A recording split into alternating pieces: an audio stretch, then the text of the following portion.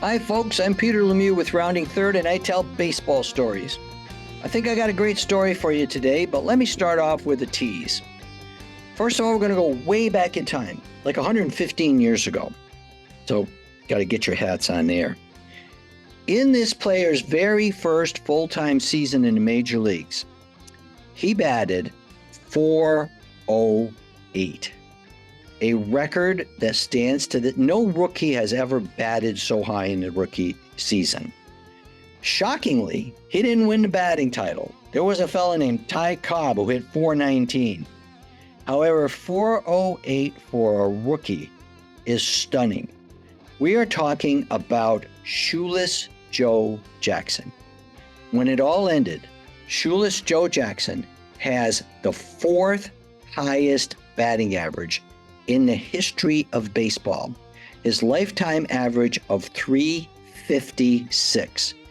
Only people ahead of him are Ty Cobb, Oscar Charleston, and Rogers Hornsby.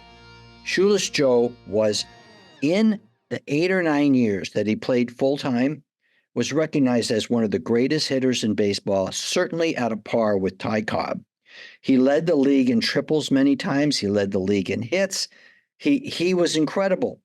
Babe Ruth said he copied his batting style after Shoeless Joe Jackson. Awesome numbers. Let me fill in the story. Joe was born very, very poor in South Carolina, a small town in South Carolina, and never went to school. So Joe Jackson never learned to read or write. At the age of 6 or 7, he was put to work full-time in a factory where they called the workers their lint heads. It was a textile factory.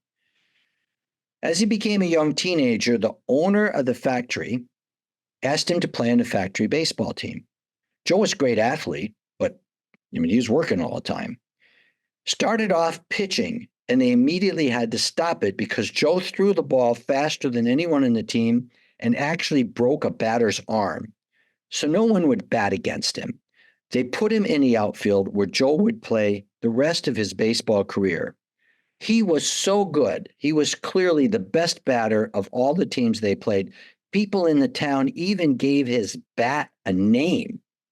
Black Betsy, they called it. And that is how Joe got going. Of course, you can't be that good in the South and have a major league team not pay attention to you.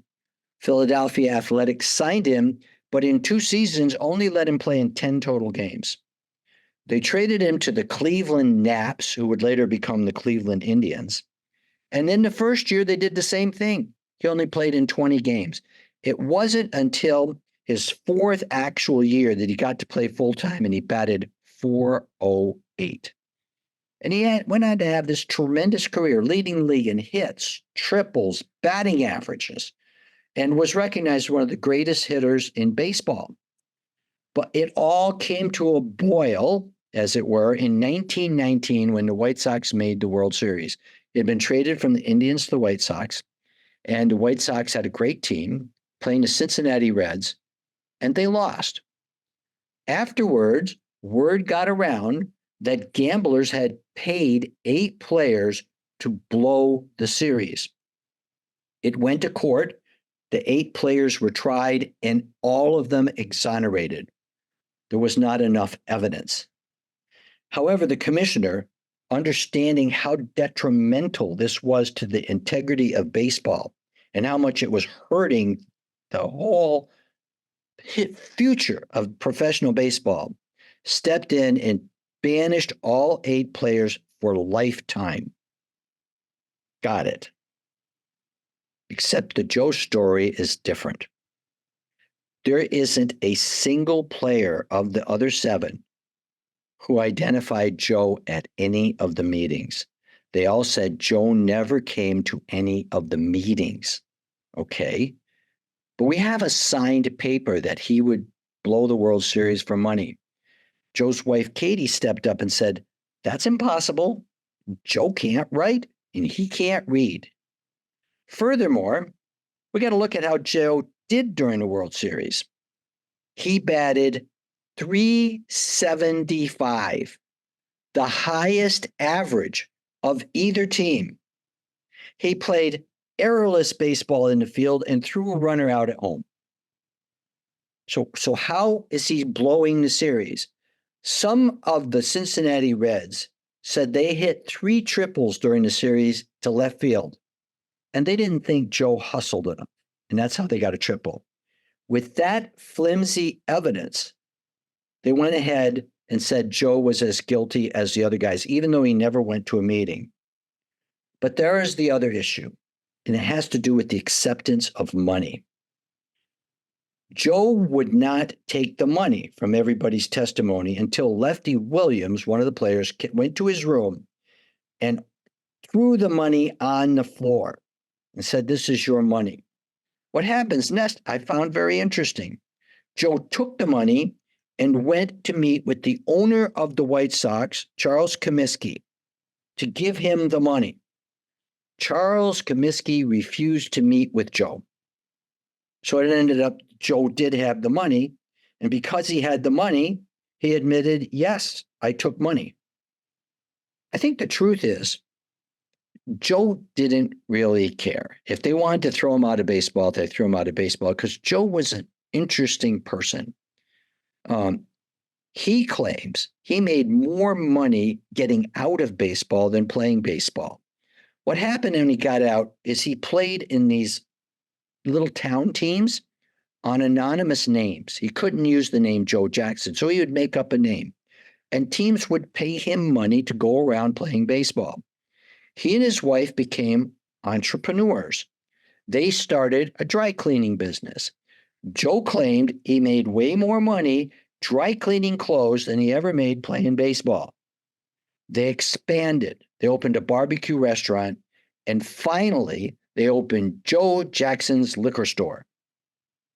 A story says that Ty Cobb and the famous sports writer Grantland Rice went to the liquor store, and Joe did not recognize them, did not say anything to them.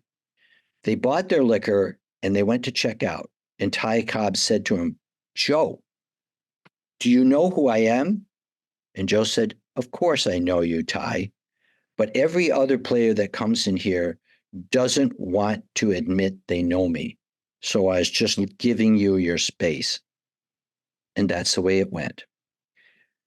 It came later on that movements have been made to get Joe taken off the suspension list and at least be recognized, like put into the Hall of Fame, maybe. That was denied. After Joe's death, the commissioner of baseball said, "No, we're not going to do that." In spite of that, the Cleveland Indians have put him in the Cleveland Indians Hall of Fame. And everybody who loves baseball recognizes that in the history of baseball, few players could ever hit as well as Shoeless Joe. So what happens? We have great stories that come from this. There's a movie called 8 Men Out. There's, of course, Field of Dreams, where Ray Liotta plays Shoeless Joe, coming back to play more baseball.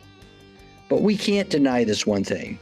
If we're just going to focus on baseball, Joe Jackson stands out as one of the greatest hitters ever. And that's the reason I tell this story. As to how guilty or innocent it was, you guys can do your own research. But that's the story as I understand it today. And I want to thank all of you for joining me, and come back and check it out again in the future. I'm Peter Lemieux with Rounding Third. Have a great day.